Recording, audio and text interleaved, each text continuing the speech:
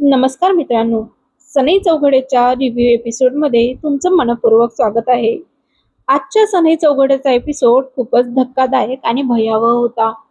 पैशासाठी माणूस किती खालच्या पातळीला जाऊ शकतो याचं जिवंत उदाहरण आजच्या भागात पाहायला मिळालं. चला तर मग क्षणाचाही विलंब न करता आजच्या संपूर्ण एपिसोडची अपडेट जाणून घेऊया. पण त्याआधी जर तुम्ही अजून आमच्या चॅनलला सबस्क्राईब केले नसेल तर लगेच सबस्क्राईब करा आणि बेल आयकॉन दाबायला विसरू नका. वटपौर्णिमेच्या पूजेसाठी सगळेजण एकत्र जमलेले असतात. पूजा आटोपल्यानंतर सर्वजण घरी जाण्यासाठी निघतात. तेवढ्यात तिथे पोलिसांची एंट्री होते. पोलिसांना पाहून सगळे आश्चर्यचकित होतात. नेमकं काय घडलंय आणि पोलीस इथे का आले आहेत हे कोणालाच समजत नाही. पोलीस थेट जय जवळ जातात आणि म्हणतात, जय, यू आर अंडर अरेस्ट. हे ऐकताच सगळ्यांनाच मोठा धक्का बसतो. शरू लगेच विचारते, पण का?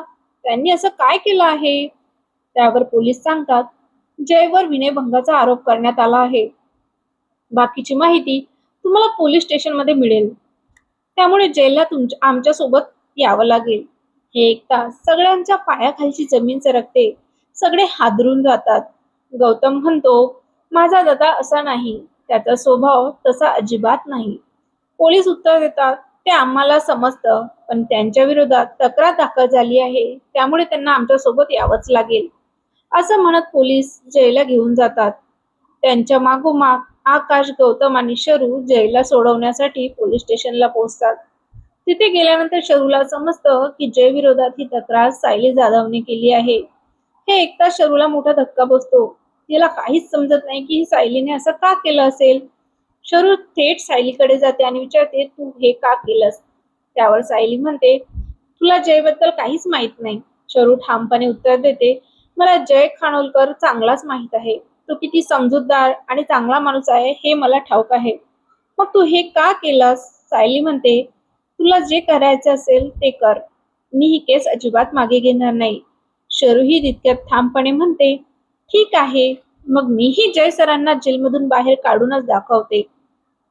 आणि खरंच शरू जयला जामिनावर बाहेर काढण्यात यशस्वी होते. मात्र या संपूर्ण प्रकारामुळे जय पूर्णपणे खचून जातो. त्याचा स्त्री जातीवरचा विश्वास पुन्हा एकदा नष्ट होतो. या धक्क्यानंतर जय एक मोठा निर्णय घेतो. तो आपल्या ऑफिसमधील सर्व महिला कर्मचाऱ्यांना कामावरून काढून टाकण्याचा निर्णय घेतो. एवढंच नाही तर तो शरूलाही नोकरीवरून काढून टाकतो. आता पुढे काय होणार? शरू या संकटाचा सामना कसा करणार? सायलीने हे सगळं नेमकं कोणाच्या सांगण्यावरून केलं आणि जयचा हा निर्णय त्याच्याच आयुष्याला कोणतं नवं वळण देणार हे पाहणं खूपच रंजक ठरणार आहे.